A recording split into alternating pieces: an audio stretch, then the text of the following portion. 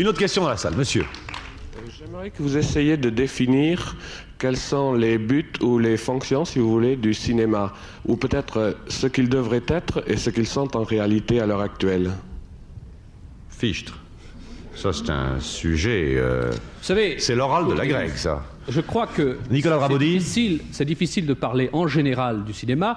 Des problèmes de production, des problèmes d'exploitation, ça c'est une chose. Mais je crois que le cinéma, ce sont des films. Et que chaque film a une valeur, une signification, une importance particulière. Je crois que parler du cinéma en général, il faut trouver un angle, n'est-ce pas? Pour parler du problème de l'argent au cinéma, le problème de la création, le problème des auteurs, le problème des scénarios. Monsieur dit la fonction dans la civilisation actuelle, c'est ça? C'est-à-dire, monsieur, répétez, oui. Je pense que c'est intéressant dans la mesure où je pense qu'on ne peut pas parler des problèmes du cinéma si on n'a pas défini les buts qu'on attribue au cinéma. Les buts... But culturel, but artistique, but du divertissement, but... les buts en général. Oui. Jean-Louis Bory. C'est- Jean-Louis Bory vous reçoit 5 sur 5, monsieur Bory. Non, parce que c'est en effet, c'est la question qui en effet me paraît monumentale, étant donné que toutes les autres, tout ce qu'on va pouvoir dire va découler de la façon dont on répond à votre question. Pour moi, je crois que tout film vaut à une seule condition, c'est que la personne que vous êtes en sortant soit légèrement différente de la personne que vous étiez en entrant. C'est-à-dire que si vous avez fait ça, que ce soit un film comique, un western, un film d'aventure, un film politique, etc., si vous êtes, pardonnez-moi la cruauté, la crudité de cette expression, un peu moins con que vous n'étiez lorsque vous êtes venu, votre soirée n'est pas perdue, et le film, quel qu'il soit, ça peut être un film de Charlot, vous êtes différent lorsque vous sortez d'un film très de grand Charlot. cinéaste. Tu prends un exemple... Mais non, mais je prends un Le plus film, grand en fait, vivant, parce à que mon avis. je pense que le comique, pour moi, le comique est une chose extrêmement importante, mais malheureusement, les films qui prétendent vous faire rire sont totalement débiles et ont pour vous, public, un mépris profond. C'est pour ça que je les déteste. Alors, voilà une pré-réponse. Vous êtes différent, c'est-à-dire que le cinéma, mais comme tous les autres arts, mais d'abord le cinéma, vous comprenez, est là pour vous offrir d'abord un spectacle, c'est quelque chose qui se passe sur un écran. Bon, il n'est pas là pour vous ennuyer. Mais attention à cette définition de l'ennui. C'est-à-dire qu'il y a ceux qui disent, bon, oh, moi je fais du film pour les distraire. Méfiez-vous, là ça veut dire qu'on cherche à vous couillonner. Bon, c'est-à-dire qu'on va en effet pendant 2 heures vous distraire.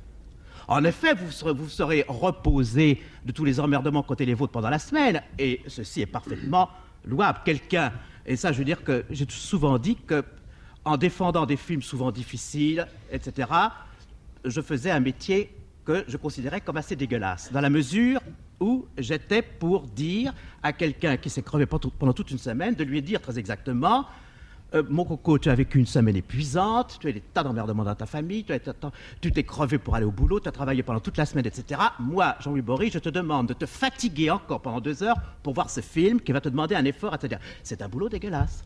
Étant donné que j'agite à sa fatigue et que je ne tiens pas compte de la vie qu'il a eue. Mais... Alors, comment tu t'en sors là-dedans? Parce que c'est... Mais si, mais je m'en ressors d'une façon étonnante en disant... Parce que c'est très vrai ce que tu dis quand mais même. bien sûr que c'est très vrai. C'est criant. Mais c'est très vrai. Tu as mauvaise conscience alors. Pas du tout. Je sais très bien que, d'abord, je sais très bien que lorsque je dis en effet à des gens qui se sont levés le matin pour métro, le boulot, etc. D'aller voir Vol au-dessus d'un nid de coucou. Oui, c'est ça. un spectacle C'est en formidable. effet, ce sont des films terribles. Mais je veux dire, premièrement, il faudrait qu'ils me lisent. Bon, c'est déjà arrêté. J'ai un travail. Oui, t'écoutes. Ça restreint terriblement le public. Oh, faut pas exagérer. Ah, si, tout de même, je ne suis pas lui habillé en cours. Ah, faut pas tout de même non plus Non, monter ça, la c'est cravate. Charbonnier, Pas vrai. Pas très bien. Et comme me disait quelqu'un, veux-tu me dire quelle salle tu remplis? Oh, j'ai dit, c'est très simple. Moi, j'ai une influence extrêmement forte sur 50 cm² entre Saint-Séverin et la Huchette. Alors là, je remplis des salles. Mais au Rex, au Normandie, faut pas non plus se monter le bourrichon. Par conséquent, il est bien évident que mon action est terriblement restreinte. Cette action restreinte, en effet, c'est pour demander à un public, mais moi que j'estime profondément, parce que je lui demande un effort, de fournir cet effort. Bon, je voudrais que tout le public soit capable de fournir cet effort. C'est-à-dire que je voudrais, ça c'est vraiment l'idéal, l'utopie, mais mon action est à l'intérieur de cette illusion qui me fait vivre et pour laquelle je vis. Je voudrais que l'on arrive à une société telle, et vous suivez mon regard, que justement les gens puissent exercer leur boulot et exercer leur vie quotidienne, etc., et soient dans un tel état à la fin de la semaine qu'ils puissent se fatiguer pour voir un film. Bien. Ceci, mesdames et messieurs, mais non, mais... Attention, oui. Non, restons dans le domaine du rêve.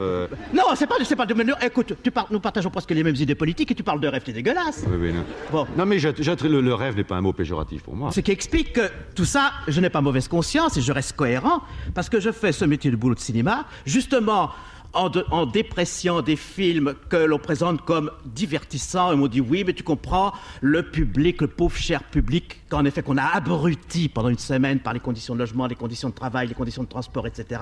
Et c'est valable pour toutes les villes et surtout pour les Parisiens. Oui. Moi j'arrive en disant, bon, n'allez pas vous reposer de Funès, mais j'aimerais que vous alliez vous fatiguer un petit peu en allant voir le film de Miloš Forman.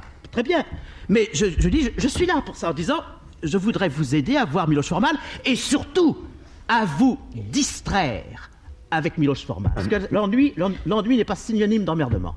Oui, c'est juste. Merci, Boris. Rabodi, oui, l'ennui. C'est qu'il y a des degrés dans le divertissement et dans l'intelligence. Quand Jean-Louis vous parle du film de Miloš Forman, attention à ce que tu vas dire. Vol au-dessus d'un nid de coucou, il est évident que c'est un film extraordinairement enrichissant, n'est-ce pas, dont vous vous sortez transformé, mais que c'est aussi un spectacle formidablement divertissant.